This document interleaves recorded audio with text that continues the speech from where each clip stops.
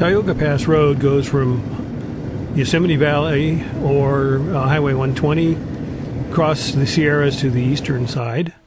There are signs like this reminding you to keep your speed in check so you don't run over any bears, which apparently happens every year.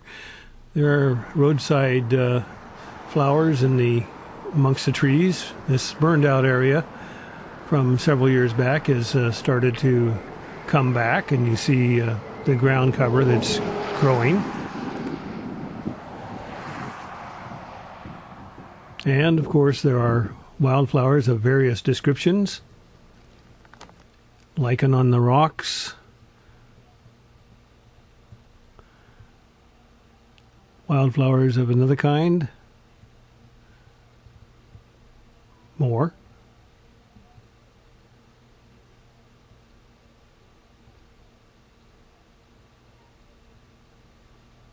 We see growth on top of this rock, trees that have tried to make a living up there, and of course some very beautiful flowers here that were on the other side of the road. These pink flowers are common in this particular area and seem to grow well in the rocky soil.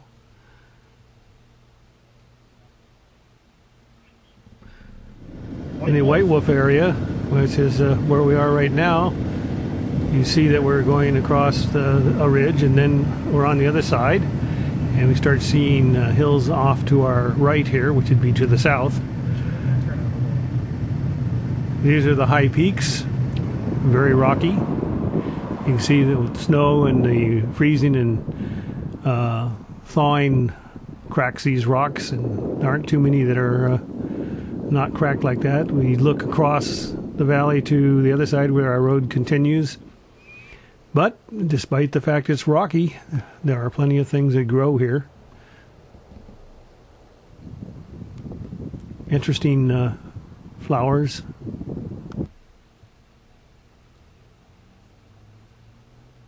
And the forest seems to thrive despite the rocky conditions.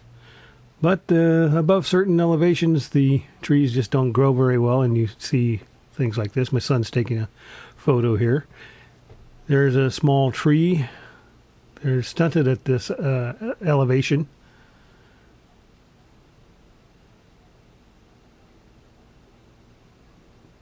But if you get out of the car and look around, you will find things growing.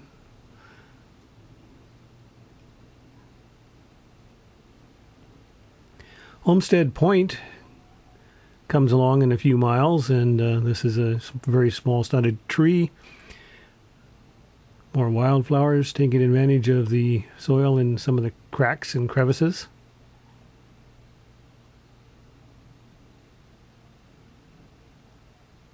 Here we have a couple of kids that are keeping cool by spraying each other with squirt guns.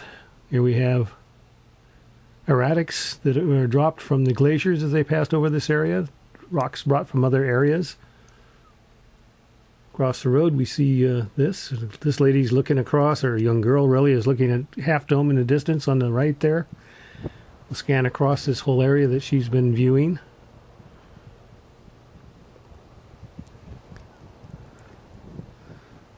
Of course, we're up in the higher elevations to get some wind.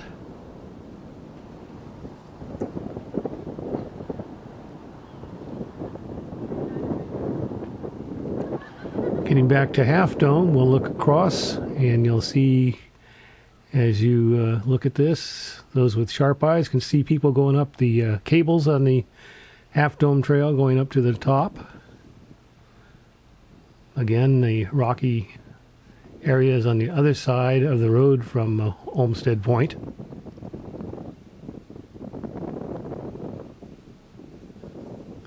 We continued on the road, and just after we pass through Tuolumne Meadows, we see Lembert Dome. We also see this larger mountain of rock on the other side. Here's some different kinds of mountains.